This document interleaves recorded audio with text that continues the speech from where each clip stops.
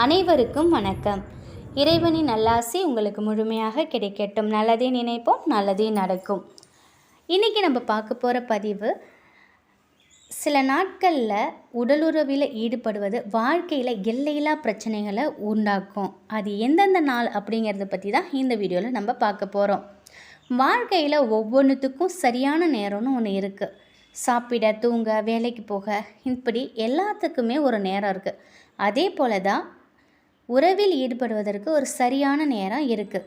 சாஸ்திரத்தைப்படி தவறான நேரத்தில் உறவு கொள்வதோ அல்லது புனிதமான நாட்களில் உறவு கொள்வதோ பாவமான செயலாக கருதப்படுது. இந்த ஜென்மத்தில் இல்லைனாலும் நிச்சயம் அடுத்த ஜென்மத்தில் தண்டனை அவங்க அனுபவிப்பாங்க. சூரியன் உதிக்கிறதுக்கு முன்னாடி இல்லை மறையும் நேரம், அதாவது சூரிய உதிக்கும் நேரம் இல்லை மறையும் நேரம், இந்த நேரத்தில் உறவு கொள்வது கூடாது. பிரம்ம வைவர்த்தன புராணத்தின்படி தம்பதிகள் இந்த நேரத்தில் உறவு கொண்டால் ஏழ்மையை உண்டாக்கும், நிம்மதியை கெடுக்கும்.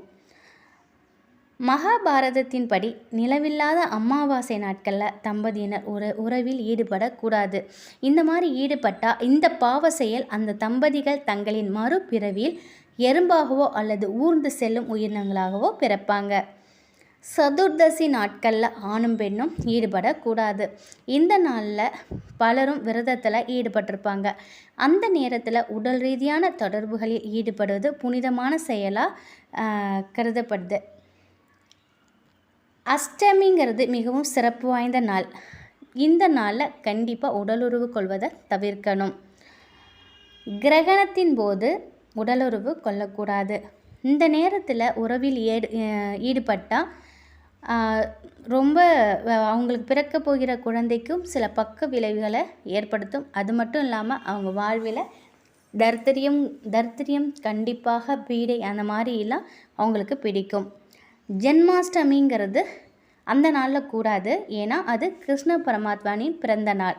அந்த நாளில் உங்கள் நேரம் அவரை வணங்குவதில் தான் இருக்கணுமே தவிர உறவில் ஈடுபடுவதை பற்றி நினைக்கவே கூடாது. இது மாதிரி ஈடுபடும்போது கிருஷ்ணரின் கோபத்திற்கும் உங்களை ஆளாக்கும். ஜென்மாஷ்டமி போலவே ராமநவமிங்கிறது ராமனின் பிறந்த தினம். அந்த நாளில் ராமரை வழிபடுவது சிறந்த பலன்களை தரும்.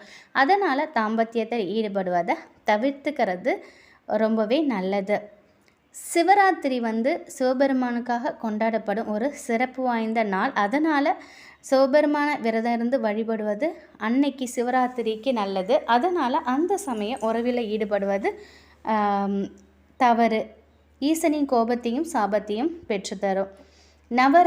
நவராத்திரிங்கிறது துர்க்கை தேவிக்காக 9 நாட்கள் இந்தியா முழுவதும் கொண்டாடப்படும் முக்கியமான விழா. இந்த நாட்களில் விரதம் இருந்து துர்க்கையை வழிபடுவது நீங்கள் விரும்பும் அனைத்தையும் நிறைவேற்றி தரும். விரதத்தில் ஈடுபட்டிருக்கும்போது உறவில் ஈடுபடுவது மிகப்பெரிய பாவமாக கருதப்படுது.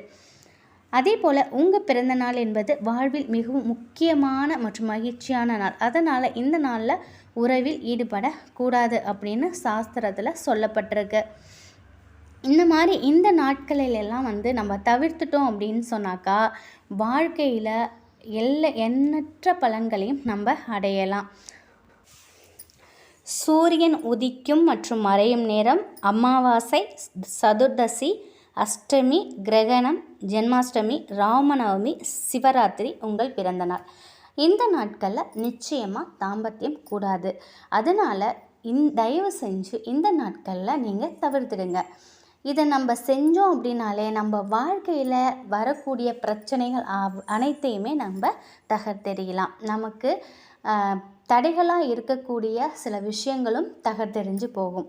நிச்சயம் இந்த தகவல் உங்களுக்கு பயனுள்ளதாக இருக்கும் அப்படின்னு நம்புகிறேன். வேறொரு நல்ல தகவலோடு சந்திக்கிறேன்.